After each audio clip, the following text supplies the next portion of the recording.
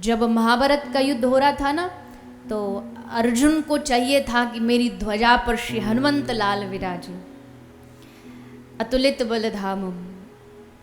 जो हमारे ध्वजा पर विराजमान होंगे तो फिर हार तो हो ही नहीं सकती।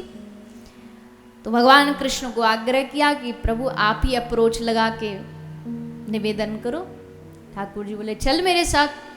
पकड़ा अर्जुन को, पहुंच गए हनुमान जी के पास, ले गए।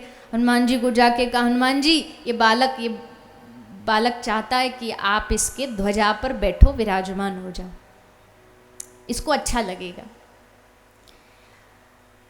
हनुमान जी ने कहा हमारा क्या फायदा। राम जी बोले आप बताइए आपको क्या चाहिए। बोले हमको एक फायदा चाहिए, हम एक जगह रुक नहीं सकते और रुकेंगे तो हमारी एक शर्त है, हमें चाहिए सत्संग। तो बताओ वहां सत्संग मिलेगा सुनने को। ठाकुर जी बड़ी जोर से हंसे। ये युद्ध भूमि में वह लड़ना भिड़ना होगा कि सत्संग होगा, और अगर ये सारे सत्संग सुनने वाले ही होते तो लड़ते काहे को। हनुमान जी बोले देखो जी हमारी तो शर्त है, जहां सत्संग होगा हम वहीं जाएंगे। अगर तुम्हारी युद्ध भूमि में सत्संग हो तो हम चलेंगे, और नहीं हो तो जैसी आ रहा। ठाकुर जी बोले देखो आपको तो लेके जाना पड़ेगा, कोई नहीं। भगवान ने कहा व्यवस्था हम करेंगे सत्संग की। हनुमान जी आकर के ध्वजा में विराजे, और ये भाव बड़ा प्यारा लगा, मैंने जहां भी पढ़ा, इसलिए कि तब हनुमान जी उस स्थान पर बैठे रहे और यहां से जाए ना, इसलिए भगवान श्री कृष्ण ने उस कुरुक्षेत्र की भूमि पर खड़े होकर के 18 अध्याय की श्रीमद् भगवत गीता सुनाई, सत्संग सुनाई। इसके लिए अर्जुन के लिए तो बाद में था, पहले हनुमान के लिए था कि हनुमान न जाए यहां से। तेरी शर्त थी कि सत्संग, तो ले बेटा सुन सत्संग, हम करेंगे व्यवस्था। भगवान ने हनुमान जी को कहा अच्छा आपने शर्त रखी कि जी जहां सत्संग होगा हम वहीं जाएंगे, तो इसका मतलब है जब राम जी जा रहे थे इस धरती को छोड़ के, साकेत जा रहे थे, तब भी उन्होंने हनुमान से पूछा बेटा सब जा रहे हैं, देख विमान, असंख्य विमान आए थे ले जाने के लिए, तू भी बैठ जा विमान में। कभी जिसने राम जी की बात न टाली हो, उस हनुमान ने हाथ जोड़ के कहा सरकार क्षमा करना, पर मैं आपके साथ नहीं जा सकता। क्यों? बोले ये बताओ आपके साकेत में सत्संग मिलेगा सुनने को। राम जी बोले सत्संग, साकेत में सत्संग की क्या जरूरत है, वहां तो पहुंचते ही सत्संग वाले। हनुमान जी ने कहा कोई बात नहीं, सत्संग नहीं तो हम भी नहीं। राम जी ने कहा तू कब तक रहेगा धरती पर ऐसे। तब हनुमान जी ने कहा जब तक आपका सत्संग इस धरती पर रहेगा हे राम जी, तब तक ये हनुमान इस धरती पर विराजमान है। इसलिए हनुमान जी धरती छोड़ के ना जाएं, ये भी हम पर एक बहुत बड़ी जिम्मेदारी है कि सत्संग करते रहो। जिस दिन रुका सोई वो इस धरती को, धरा को छोड़ के चले जाएंगे। वो न जाएं इसके लिए हर गांव, हर शहर, हर नगर, हर क्षेत्र में सत्संग जरूरी है, सत्संग आवश्यक है। तो ये सत्संग हम सबको प्राप्त हुआ है, इसका मतलब है ये हम पर भगवान की कृपा हुई है। कृपा की न होती जो आदत तुम्हारी, तो सूनी ही रहती अदालत तुम्हारी। अगर भगवान की कृपा की आदत ना होती तो फिर कौन जाता उनके दरबार पर। कृपा की आदत है, इसलिए वो बिन किसी कार्य के, बिना किसी गुण अवगुण को देखे कृपा करके अपने सत्संग से जोड़ देते हैं। और जब जीव सत्संग से जुड़ता है तब धीरे धीरे उसके जीवन में भगवान का निवास आरंभ हो जाता है। एक प्रकार की ये कह सकते हो, ये जो सत्संग होता है ना, ये वार्निंग की घंटी बजाते भगवान टाइम टू टाइम। अब माया में फंसा जीव है, कभी कभी माया धक्का दे के अपनी ओर खींच लेती है, कभी कभी भगवान, ये युद्ध चलता है सारे जीव का। कभी थोड़ा भक्ति में मन लग जाता है, फिर कोई ऐसा माया का थपेड़ा आता, फिर अपनी ओर खींच लेता है। फिर आदमी जोर लगाता है, जैसे तैसे सत्संग में पहुंचता है, यहाँ जाकर के फिर उसको ऊर्जा महसूस होती है।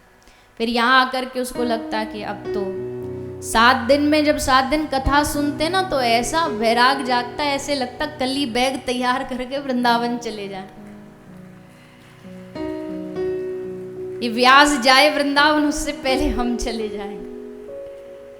7 दिन बड़ा अच्छा भी लगता है, उनकी बातें सुनना बढ़िया लगता है, उनके मुख से कथा सुनना अच्छा लगता है। फिर धीरे धीरे जैसे सत्संग कम होता है, फिर सब भूल भाल जाते हैं। फिर भगवान कृपा करके कोई और कथा प्रवक्ता, अब तो भारत में कोई कमी तो है नहीं, ना कथाओं की ना कथा गाने वालों की। जहां जरा सा भगवान को लगा डोज कम हुई, सो ही भगवान तुम्हारे शहर एरिया तुम्हारे क्षेत्र में कथा भेज देंगे कि आ जा बेटा, थोड़ा अब अपने आप को रिचार्ज कर, कथा उस ऊर्जा को पुनः वाप। कथा एक विचार है और कुछ भी नहीं, कथा एक विचार है, विचार करना, यहां बैठ करके विचार करना। नया साल है, मैं आपको कोई नकारात्मक बात तो कहूंगी नहीं। कई लोग कहेंगे जी समय बीत गया, साल चला गया, ये बातें करना तो नकारात्मक है। नकारात्मक नहीं है, नहीं सोचोगे तो इसकी महत्व को नहीं समझोगे, महिमा को नहीं समझ। जीवन की क्या महिमा ये भी तो पता होनी चाहिए ना, समय की क्या महिमा ये भी तो पता होनी चाहिए। एक बच्चा भागा भागा अपनी माता के पास आया, माता से बोला माँ इस शरीर की क्या कीमत है। तो माँ ने उसके हाथ में एक पत्थर दिया और पत्थर देके कहा कि बेटा जा, इसको कई लोगों से जाकर के इसको बेचने का मोल भाव कर, बेचना नहीं है वह मोल भाव करके आ, फिर तेरे प्रश्न का उत्तर दूंगा। तो पत्थर लेके सब्जी वाले के पास गया, उसने कहा भैया मेरे पास ये चमचमाता पत्थर, इसके बदले में क्या देगा। उसने कहा कि देख करके इसके बदले, अच्छा जा तू 2 किलो आलू ले जा। उसने कहा ठीक है, वह मोल लगाना था, देना नहीं है। आगे बढ़ा, किसी कपड़े वाले के पास गया, भैया तू इसके बदले क्या देगा। उसने कहा हम तुमको देख के अच्छा पत्थर है 10 जोड़ी कपड़े दे देंगे। किसी अगली दुकान वाले के पास गया, उससे पूछा तुम क्या दोगे, बोला हम इसके बदले 10 पीतल के बर्तन दे देंगे। एक सोने सुनार की दुकान पर गया, उसने देख के कहा अरे बड़ा कीमती पत्थर है, इसके बदले तो हम तुमको 1 तोला सोना भी दे सकते, इतना कीमती है ये। और फिर अंत में जोहरी के पास गया, जोहरी से पूछा कि इसकी कीमत क्या है। जोहरी ने देख के कहा राम राम राम, इतना कीमती ये हीरा तुझे कहां से मिला। मेरी सारी दुकान की कीमत एक तरफ और ये हीरे की कीमत एक तरफ, चाहिए। बोले नहीं चाहिए नहीं, वह कीमत पता करना है। अबे बच्चा भागा भागा आया माता के पास, बोले लो माँ क्या कीमत लगी। बोले सबने अलग अलग कीमत लगाई। बस ये मानव जीवन भी यही है, जिसकी बुद्धि आलू बैंगन तक ही है वो इसकी कीमत इतनी लगाएगा, जिसकी बुद्धि एक कपड़ा तक सीमित है वो इसकी कीमत एक कपड़ा तक लगाएगा। पर जिस महान व्यक्ति ने जो जोहरी होता है वो जब इस मानव जीवन को देखता है तो समझ जाता है बड़े भाग्य मानुष तन पावा, सुर दुर्लभ सब ग्रंथ ही गावा। गोस्वामी तुलसीदास जी कहते हैं साधन धाम विबुध दुर्लभ तनु, मोही कृपा कर दीनो, हरि तुम बहुत अनुग्रह कीनो। इस दुनिया में हर चीज पुण्यों के फल से मिल जाती है, पर ये जो आप सुन रहे हो और ये जो मानव शरीर लेके बैठे हो, ये दोनों चीज पुण्यों से नहीं मिली है। ये भगवान जब रीझ करके हम पर कृपा करते तब प्राप्त होता है। भागवत कथा पुण्यों से नहीं मिलती है, ये मनुष्य शरीर पुण्य कर्मों से नहीं। कितना पुण्य कर लेंगे बताइए। देवताओं ने कितना पुण्य किया जो स्वर्ग पहुंच गए, पर मानव जीवन नहीं मिला। ये तो कबहू करी करुणा नर देही, जब भगवान करुणा से भर जाते ना और उनको लगता आहा अब इसको एक मौका दे दिया जाए, तब भगवान एक मौका देते मानव देह का।